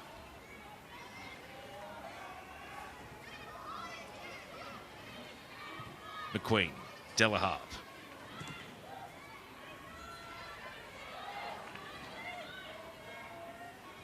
Ecker. Martin made the ball her own. Annabelle Martin behind Rasmussen. And Rasmussen was the only target to aim for. Fryer. And eventually the whistle goes. There's a bit of afters. Quilligan is on the floor. Fryer is leaving the scene. Yeah, a few afters in that one. Bit of a tussle. Quilligan's done really well in the second half, injecting herself into that midfield. Amy Fryer not happy with the attention that little nudge. We saw that in last week's game as well with Amy Fryer. Pringle trying to break away from Hughes, but Nash comes across to help out. The one time it looked like Pringle was going to get the better of Hughes, there was another defender to have to deal with, but Raw do have a throw. Not sure they've got a long throw specialist to hurl this into the box, though. They're going to take it short, and Quilligan's right there on the scene. One thing I was told about Tess Quilligan as she was coming through the NPL before she even broke into the A-League is she never gives the ball away. So she's a player who really makes sure that if she picks a pass, it's the right one. Yep, love that. That's what you need from that deep-lying midfielder role as well, that composure. Really, you are the connection between the defence and the attack. Gomez's pass on, Rasmussen's offside. It would have been a clearance regardless from Richards.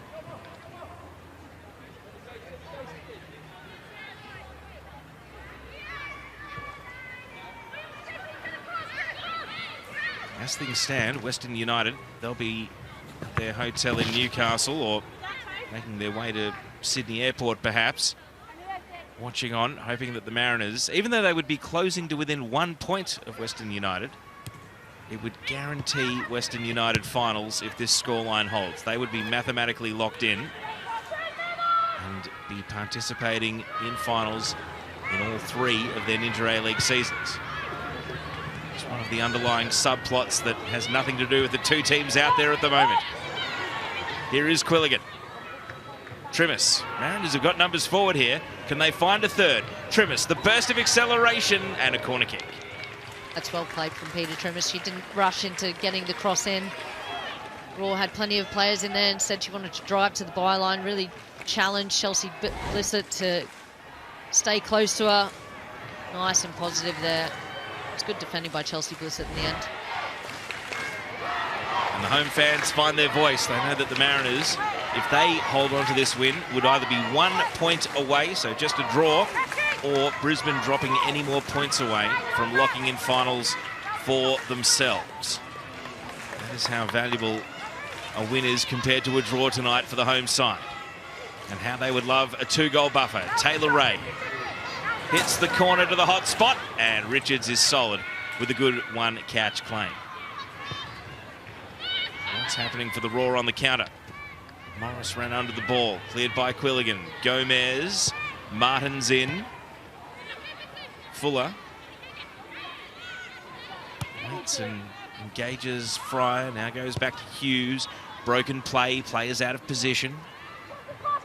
All of them navigating their way back to where they want to be on the pitch. Trimis, back pass, Nash.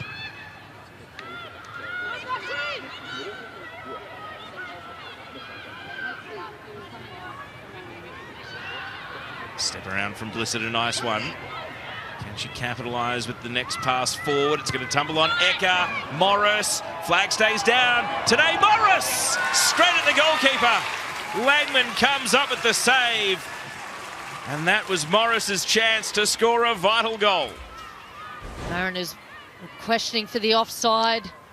Ecker just played the ball on. I think she was just marginally onside. Got inside Jess Nash. But that is a huge miss for Tanae Morris.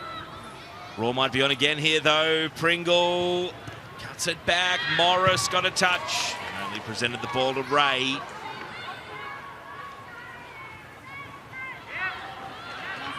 Trimis wins a throw for the Mariners, who are now getting ready to make their 5th and final sub. So we've seen Raw only turn to the bench once. The Mariners at the 82-minute mark are bringing on young defender Leah Puxty. And it's a defensive switch because Peter Trimis,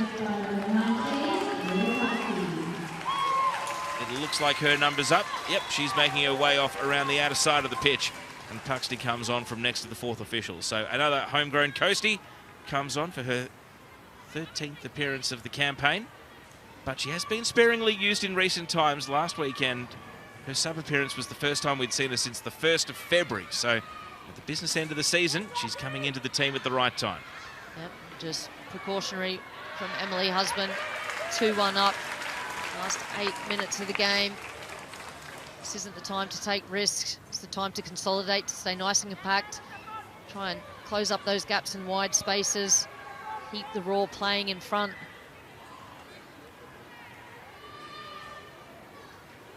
Looks as though Puxty is taking up a position in midfield, so get a better idea of the change of shape that it's going to have to the Mariners team.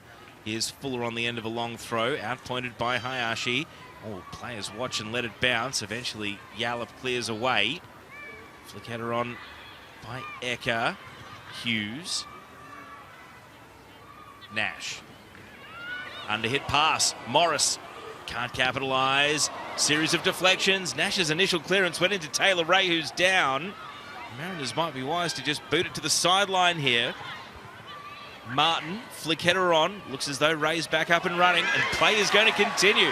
What sideline? Here goes Gomez. Veering out to the left corner. It's a bit early to take it down to the corner for time wasting. And in the end, the ball does find its way out.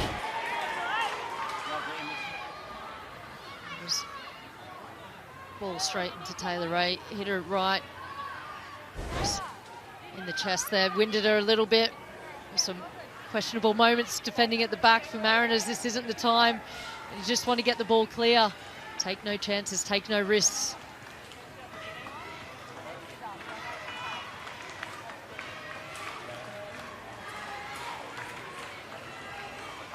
Alex Smith watching on from the bench. The rain has resumed. We've had 4 seasons in a day. Well, maybe not summer, but we've had a bit of sun, a bit of wind, a bit of rain. 5.5 minutes of regulation to go. Maybe the Mariners are taking the ball down to the corner super early, trying to burn a bit of clock now. And Husband knows the value of 3 points. Perhaps it's up to the Raw to do something about it. Gomez was trying to just buy a cheap corner there with a deflection, but couldn't find a little deflection off a Brisbane player. And Hubsman was encouraging the players, try and get those balls, trying to keep squeezing on, don't let Brisbane roar out. They'll be trying to push players forward, which means that's always a risk. Try and stay on the front foot, try and keep putting pressure on them. Don't let them out of their defensive third easily and force some mistakes exactly like they did there.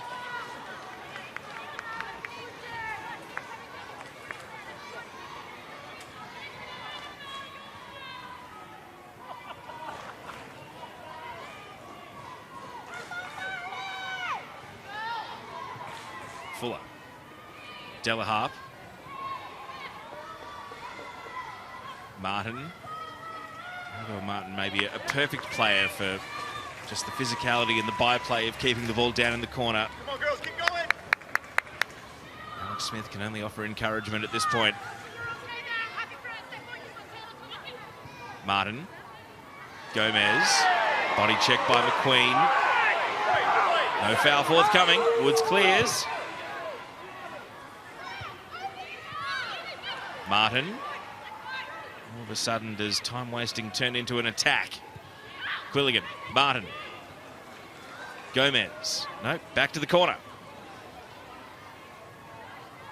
Oh, it's almost like declaring open misère to go to the corner this early in a game. You are begging the fourth official to put a big number up on the board when you tick into stoppage time. Well, I think they're still committing numbers forwards, which I like. I like the fact that Emily Husband is encouraging her players to push forward. That foul not given against Isabel Gomez, but the best way to waste time, Teo, is by keeping possession. And at the moment, the Mariners actually look quite comfortable on the ball. I think the momentum has definitely shifted, especially after Morris for the Raw had that opportunity to equalise. I think that really does deflate you. Galich does shoot. And now the Raw have breathing space. They can go end to end. Final 3 minutes of regulation time. Chelsea Blissett knocks the ball out in front to load up a long pass. Hughes. Pringle. Oh, booted by Galich into her own teammate. Like you said this in the first half, Ish, that maybe the referee's a little, for such a lenient on the fouls, a little trigger happy on the head knocks. Well, it was pretty close. It was close proximity. Hughes got that ball into the head. So I think I prefer that level of caution, Teo. She did bounce straight back up again, though, didn't she? Well, that appeared to be shoulder rather than face. Yeah, was it? I thought it knocked her headband off, her headgear off. 2 minutes to go. Now there's consternation over where the drop ball is taking place. Raw have possession. Time is their enemy. Momo Hayashi is just going to go for it from distance, and Sarah Langman, safe as houses. I think Momo Hayashi's shot there really sums up the Raw's afternoon in front of goal. So many shots from outside the 18-yard box. Hayashi there was probably about 25, 30 yards out. That's just frustration and desperation, trying to get a shot on target. And in reflection, that's the thing I'm going to be most disappointed about in this match. It's not that they haven't gotten into the final third, Mariners' final third, but the quality, the delivery, the execution just hasn't been up to standard.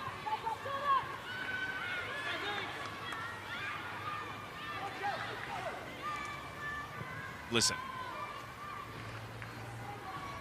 Pringle advances onto the ball. Hughes got a foot in.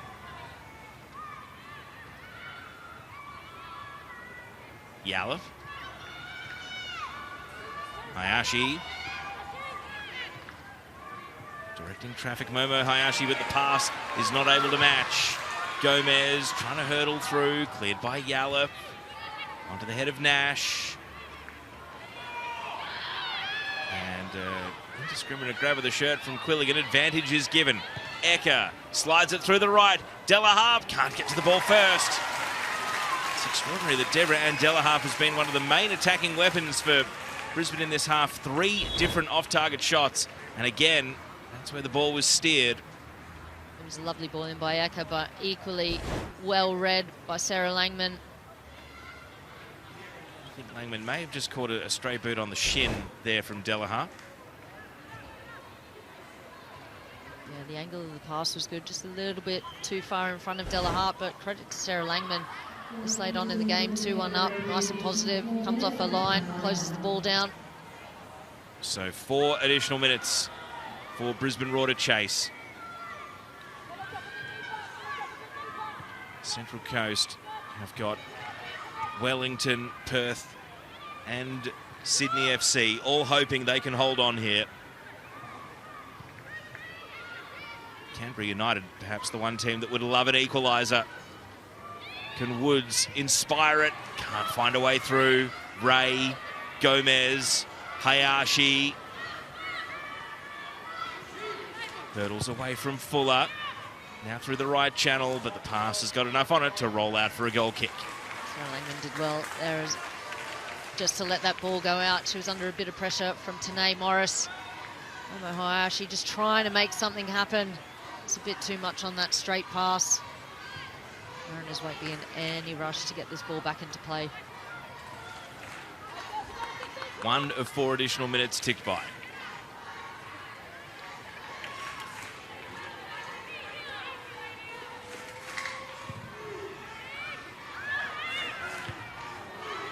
Header skims the wrong way for Blissett. Richards is going to come out of the penalty area. Sends a pass down the line. Oh, Pringle waited for the ball. Quilligan didn't. Throw in.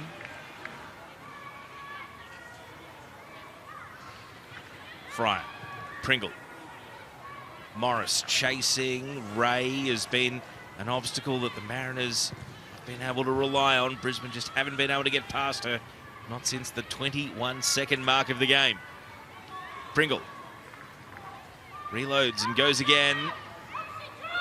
Space for Yallop. Yallop drops it in the box. Martin sliced the wrong way. Could have gone anywhere. Out for a corner will do for the Central Coast.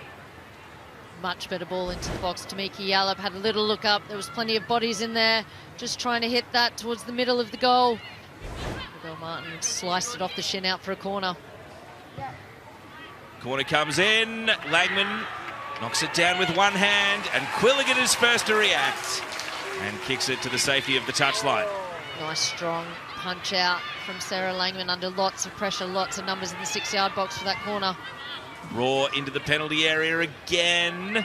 Morris through the right channel. Martin, a strong tackle. Only seconds left to play with now for the Brisbane Roar. Yallop doesn't want to take the throw. Might not have a choice. Into the last minute of the 4 we go. Woods, who is there to aim for? Backwards not the answer now for the Roar, but Hayashi is the player they need to do something.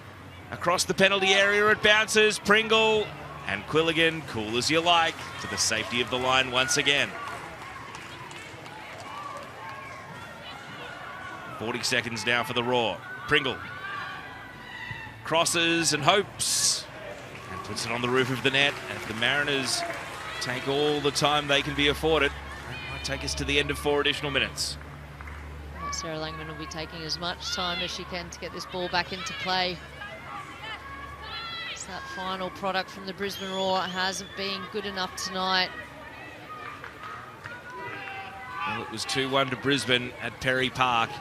The Mariners are agonisingly close to making it 2-1 at Industry Group Stadium. M. Husband has returned to the bench. No words left at the end of the night. Stoppage time expires.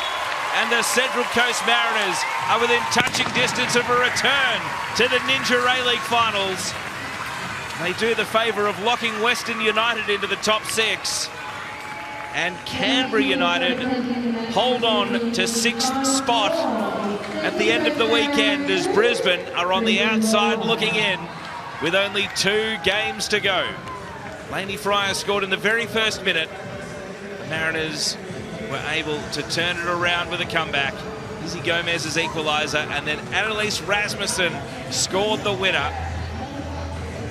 And Em Husband has steered her team to within 1 point, or Brisbane dropping points, of the Mariners being guaranteed participation in the top 6 at the end of the home and away season. All over at Industry Group Stadium, Central Coast Mariners 2, Brisbane Roar 1. Former Matilda Alicia Ferguson, let's get into the highlights. It was an explosive start from Brisbane, and they weren't able to make the most of it. No, they'll be disappointed, I think, on reflection of this game. Laney Fryer probably should have finished that first time, but got a second bite at it as the ball ricocheted back out. Mariel Ecker as well was in there. Langman helped that on, started bright and early. That was 20 seconds into the first half.